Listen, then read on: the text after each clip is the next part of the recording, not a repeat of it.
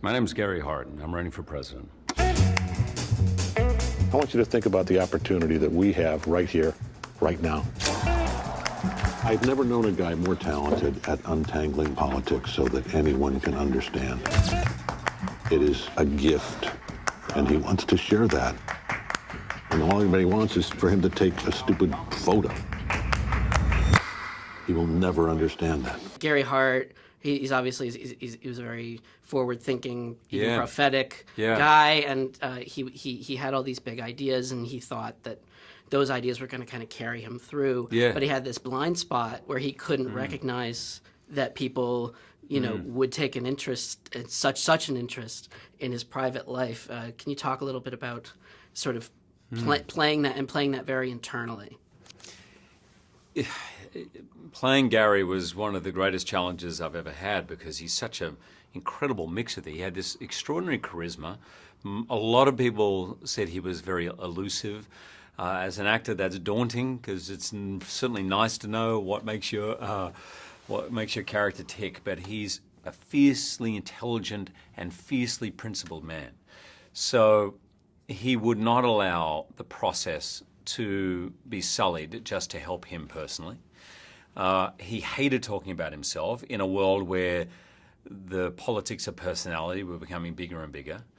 And his ideas, I believe, were truly game changers and way more important than a lot of the things about his private life.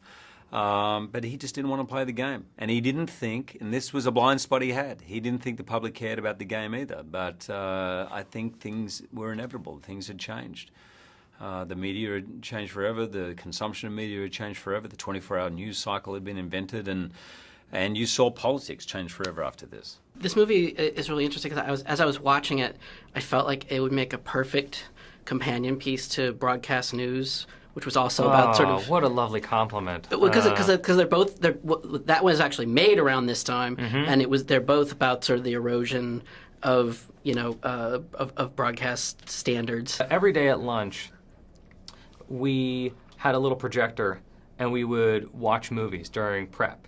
And broadcast news is one that we watched more than once, just to watch how people spoke, how people dressed, the cars, the production design, not to mention just how brilliant that movie is. It's just this type of invasive, journalism is so pervasive now. Right. It's interesting. I feel like the questions we were beginning to ask in 1987 are the questions that we are now always asking now, which is what is important, what is relevant, and really, what kind of flaws do we want in our leaders, right? And we're living in a moment where our president is deeply flawed. And this was the question with Gary Hart. Here was a guy who had big ideas, who was prescient about all kinds of things, and he was the presumed next president of the United States, but he was a human being who would make mistakes. He had flaws. And the movie is asking the audience this same question that we asked today, is what kind of mistakes, what kind of flaws are you willing to put up with? In the movie you play Washington Post reporter, and you sort of grapple with the ethics of confronting Gary Hart on his personal life. Can you talk a little bit about your character's sort of conflict? Because it's like these days that wouldn't be so much of a conflict, I feel like, but back then it was a much bigger deal. Well, yeah, I mean, I think this was like uncharted territory. So it was like, I don't know what this means, but I think the dilemma for me and for the character was like, okay, this could, the same person, but it could make me a huge star, like a political star. Like this was the day of, you've seen all the President's Men, so like those guys, they did this wonderful reporting that on Watergate. And this is like the era where people like were becoming famous because of like their reporting, like their investigative journalism.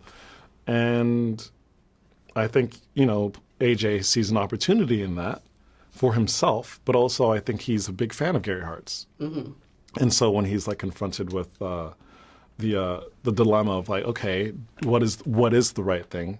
I can ask them these questions that are potentially good for me, but also maybe not the best case scenario for what I believe is good for the country.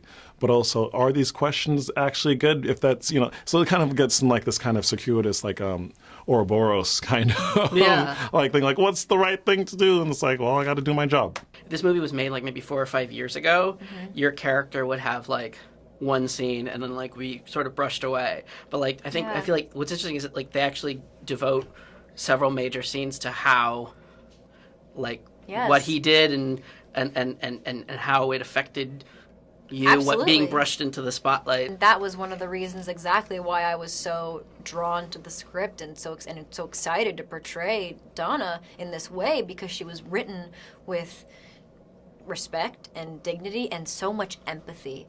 And I just feel, honored that that was the version of Donna that I could portray. Because 30 years ago, she was kind of made out to be this caricature, kind of a one-dimensional person, and that was so not the case. Gary went on to, have a very, very interesting and very productive life after the Senate. The film is postscript. It's just very simple. It's just him and Lee are still together. Gary and Lee just celebrated their 60th wedding anniversary. I spent time with them as a family, and I don't really feel at liberty to talk about, and no one would hate it more than Gary to hear me talking about their private life. I can tell you from spending time with them that they are incredibly hospitable and warm and generous, thoughtful people with a great commitment to each other. And look, it is my belief that his ideas and what he outlined for the country were incredibly important, and I kind of wish they had been heard and enacted. But what is important for me is different for other people.